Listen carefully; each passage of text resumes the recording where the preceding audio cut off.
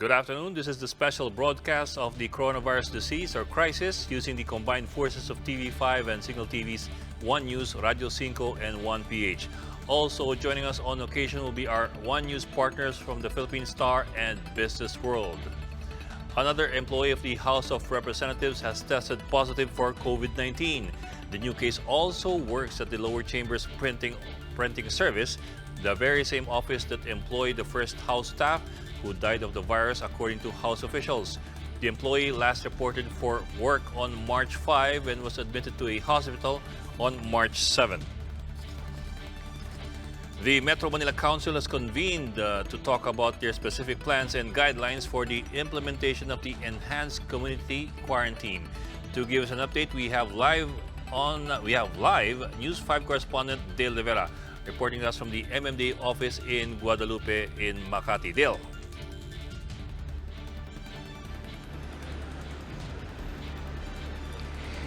And on the first day of the implementation of the enhanced community quarantine, the Metro Manila Council has convened and met with several members of the interagency task force, including Health Secretary Duque, Interior and Local Government Secretary Anyo, and Trade Secretary Ramon Lopez. While the IATF members have already left to attend to another meeting, the Metro Manila Council is still holding their meeting. But we have not seen Pasig Mayor Vico Soto in attendance. But earlier, during an interview with DILG Secretary Anyo, he said that the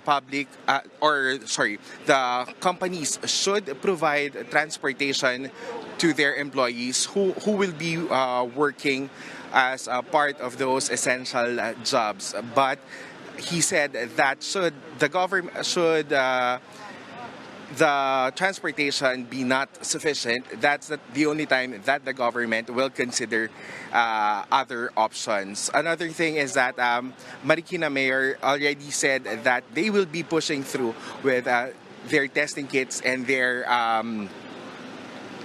laboratories to check on the statuses of PUIs and PUMs. Ed?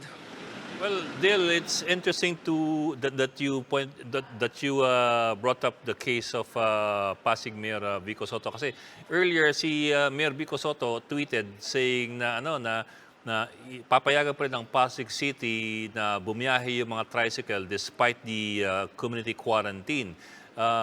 Anong sabi ni Secretary Anyo rito? Papayagan ba nila to o maghihigpit lalo sila?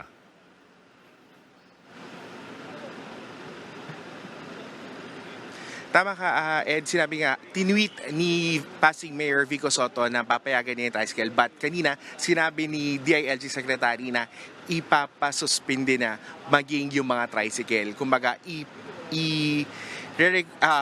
i-require niya yung mga offices nitong mga workers na mag-provide noong kanilang mga ng transportation para doon. Ang paliwanag ni Secretary Anyo is paano mai-implement yung social distancing kung sa tricycle, dahil medyo maliit nga yung space doon and mas madaling mag-transmit ng virus. Ed? Pero Del, mukhang naghihigpit lalo itong gobyerno doon sa quarantine, kasi sabi mo nga parang nagbabanta si Secretary Anyo doon sa mga employers na tatanggalan ng business permit yung mga employer kung saan pinapapasok pa rin yung kanyang mga empleyado.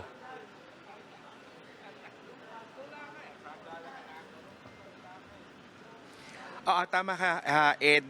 Sinabi nga ni Secretary Anyo na posibleng maging ganun yung sanction sakaling papasukin pa rin ng mga employers yung mga trabahador na hindi naman wala namang essential functions sa panahon na ini-implement itong enhanced community quarantine. Sinabi na kasi kanina na wala dapat talagang pasok o wala nang papasok sa mga trabaho kung hindi naman ito parte ng mga bangko, ng BPO or ng mga health workers at yung iba pa nilang kinonsider na frontliners dito nga sa pagtatapos para matapos itong problema sa COVID-19. Okay, Dale, itong... Ed, ibalikan ko lang, no? Sinabi din kasi ni Secretary Anyo kanina na Sinabi na kanina na wala silang gagawing leeway this time sa enhanced community quarantine dahil nga yun yung naging problem doon sa first implementation ng community quarantine. Kumbaga sinasabi niya na kung magbibigay ng leeway, it will create more problem for them. Okay. Dil, itong Metro Manila Council is composed of the 16 city mayors and the one town mayor ng Metro Manila, di ba? Meron ba silang assessment na binigay o kung hindi sila si Secretary Anyo, meron ba silang binigay Yes. na assessment doon sa pag-implement ng first day ng extended quarantine?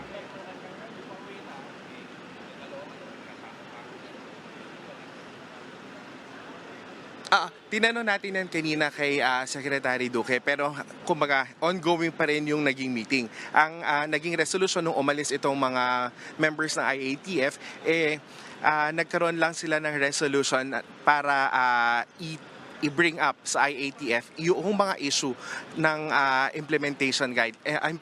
implementing guidelines para nga dito sa enhanced community quarantine.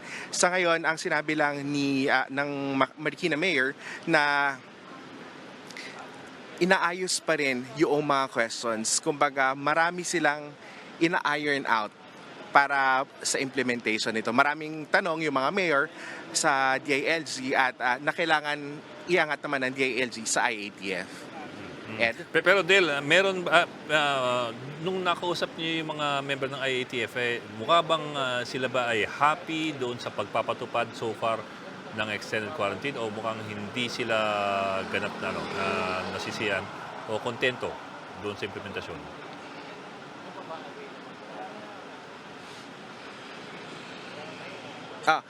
Ed, kanina tinanong natin si Secretary Anyo kung yung tone ba niya ay disappointed na o nagagalit na dahil kumbaga hindi lahat cooperative. But sa tone naman niya kanina is hindi naman sa galit. Nakikita niya is okay, mas okay yung i-implement itong extended community quarantine kesa doon sa naunang general community quarantine para nga daw mas matapos na within 30 days itong problema sa COVID-19. Tapos tama ba na si Secretary Anyo nangako na sa loob ng 30 araw o yung kabuuan ng quarantine period, mauubos itong virus?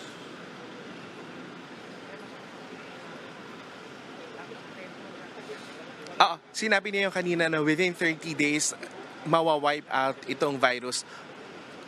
Pero meron siyang call sa mga LGU sa buong Luzon na makikooperate at manguna dito sa ECQ na pinapatupad para nga tuluyan ng matapos o ma-wipe out itong COVID-19. Ed?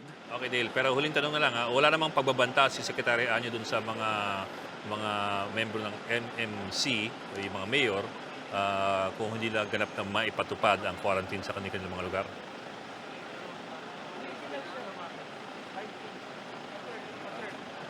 Wala naman siyang binanggit na threat pero inulit lang niya yung call niya to all LGU officials, mayors or governors na manguna dito sa pagpapa-implement lang ng enhanced community quarantine. Ed? Okay, maraming salamat. That's Dale Rivera reporting to us live from outside the Metro Manila Development Authority office in Guadalupe and Makati. The local government of Cainta, Rizal, will provide food for its residents affected by the enhanced community quarantine. In a Facebook post, Mayor Joniel Keith Nieto said that they will provide food stubs to all barangays. He also said that he targets to feed 6,000 Cainta residents every day for the next 30 days, starting on Thursday. Nieto says that they will prioritize feeding those who are unemployed and those with no sources of food. He, however, pleaded for residents to bring their own utensils and refrain from bringing plastic or disposable plates. The city government of Mandaluyong will provide shuttle services to all health workers and frontliners during the enhanced community quarantine. The city also announced that it is working on giving housing provisions for non-resident government medical staff and personnel. Vice President Lenny Robredo donated personal protective equipment or PPEs to frontline health workers in 15 hospitals and community centers around Metro Manila. Robredo thanked donors for heeding the call of her office to help COVID-19 frontliners after more than 17 million pesos in donations was collected. The United States Embassy has pledged more than 2.7 million US dollars in donations to help the Philippines in responding against COVID-19. The embassy says that the donations from the US would strengthen specimen transport systems and laboratory capacity to accurately and rapidly detect COVID-19 cases. The U.S. assistance would also be used for the protection of health workers and patients, as it would ensure availability and delivery of hygiene products and medical supplies. To give us an idea of how their local government is handling the COVID-19 pandemic, Marikina City Mayor Marcelino Isidoro is joining us over the phone. Mayor, good afternoon and thank you for joining us. Yeah, good afternoon, Ed. Hi, sir. Good to hear from you Yeah. again. Mayor, how is the situation in your city?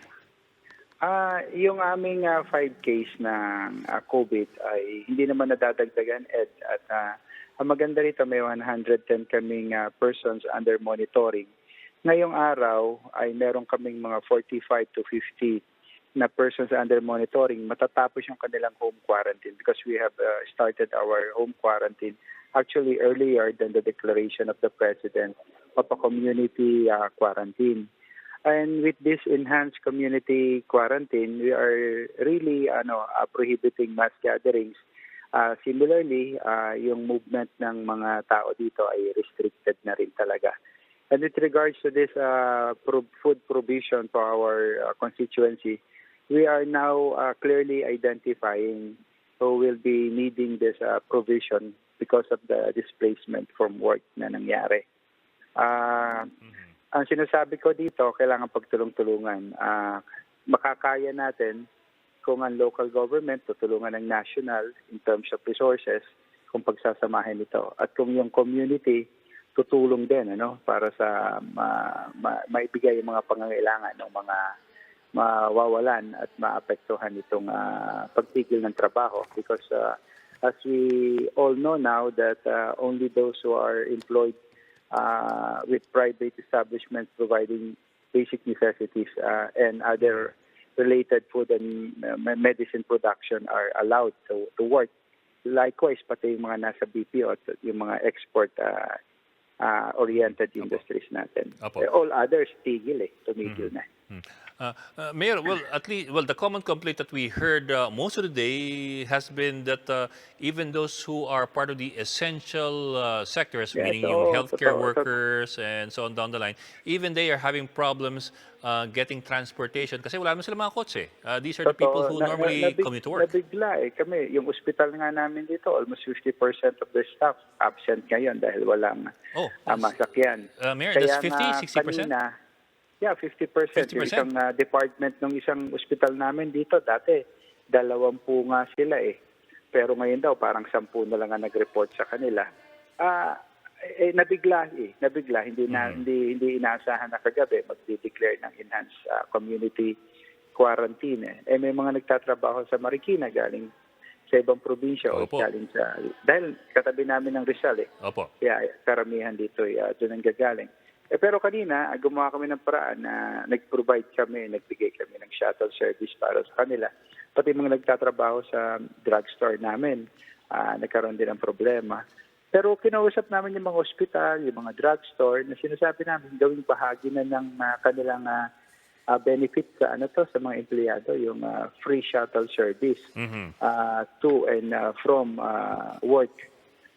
Para sa ganun, masigurado lang natin na tuloy-tuloy yung serbisyo ng kanilang mga establishment. Pati bangko nga kanina, Ed, medyo apektado sa amin dahil may 2 bangko na muntik nang hindi magbukas dahil nga wala yung teller o walang staff yung bangko. Kaya we needed to really call the bank and talk to their managers and gumawa kami ng arrangement para yung mga ganitong services ay tuloy-tuloy.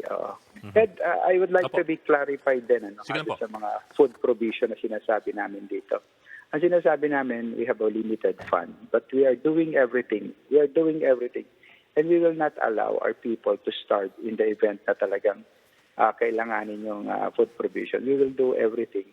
Maaring hindi na namin kunin to from the source that we have from the government, but we will rally our community to help others. Yung tulungan, Pilipino, kapwa Pilipino, nagtutulungan, di ba? Eh, kung gano'n ang gagawin natin, talagang wala namang magugutom at lahat ay magkakaroon at kung paghahatian lang yung kung ano yung meron tayo sa isa't isa. That's what I'm really stressing earlier. Kanina pa, hindi kaya ng pamahalaan na mag-isa ito.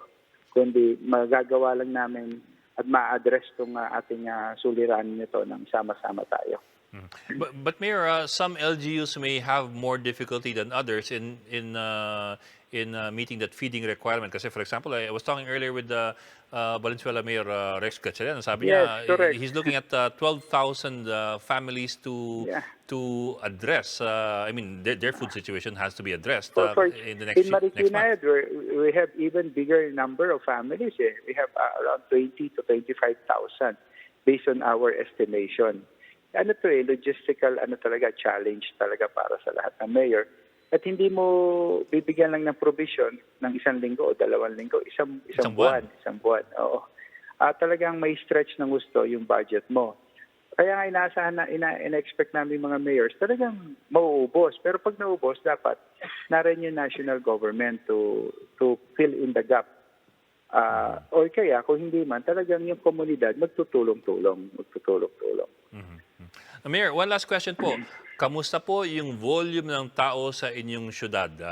Malaki pa ang binaba? Kasi yung coming to work kanina, ang dami kong, of course I live down south, no? Pero ang dami ko pa nakikita kanina ng tao dun sa kalsada. Kayo po, what do you see in your side of the Kami, sa loob ng Marikina ay konti na at hindi na marami yung nasa labas, makikita mo mga ilang private vehicles. Marami kanina umaga hanggang kaninang tanghali, mga nasa palengke in preparation for their home quarantine. Namimili ng mga basic necessities nila, yung mga kailangan nila. Baka nabigla rin kagabi. Oo, nabigla kagabi. Kaya kaninang umaga nag-react sila. Maraming pila doon sa mga bangko, ATM, nakita ko. Nabigla rin sa cash. Nabigla rin. Siyempre, iniisip na dapat may cash sila, baka bangko magsara. Dapat hindi. Dito, napansin ko rin, sa mga drugstore, marami rin. Yung mga, may mga pangangailangan sa gamot. At napansin ko rin kanina, may isang pawn shop o 2 pawn shop akong nadaanan, yung mga, pinagsasanlaan, mahaba rin ang pila. Siguro, ito na yung mga kababayan natin daily wage earner, walang pera. Naghahanda. Nagsasanla sila. Baka Mayor, kumuha ng remittance. Baka natatakot, baka magsara. Yan. May yung mga remittance bukas. Nakita ko sa pawn shop yung nakasulat sa labas nung pinipilahan nila. Pero baka nga remittance yung kinukuha nila. Kasi di ba, may pera pa talaga yung mga yan Oo. Well, Mayor, good luck po sa inyo. We're hoping for the best for everybody, but we're of course preparing for the worst. Tulong-tulong lang talaga at sama-sama tayo rito. At ito lang, social distancing, saka yung ganitong yung hindi, walang large, big assembly o mass assembly. Kaya makakatulong talaga ito para maiwasan yung transmission. Ang attack rate at ang reproduction rate, 1:3 Ang bigat. Isang tao pwede makahawa ng 3. Opo. Well, Marcy, salamat. Mayor Marcy Chodoro, maraming salamat po for joining us. Salamat. And that's the latest on the enhanced and expanded community quarantine in Luzon. For more updates, follow News 5, The Philippine Star, and Business World Online. I'm Ed Lingao, BR1 News.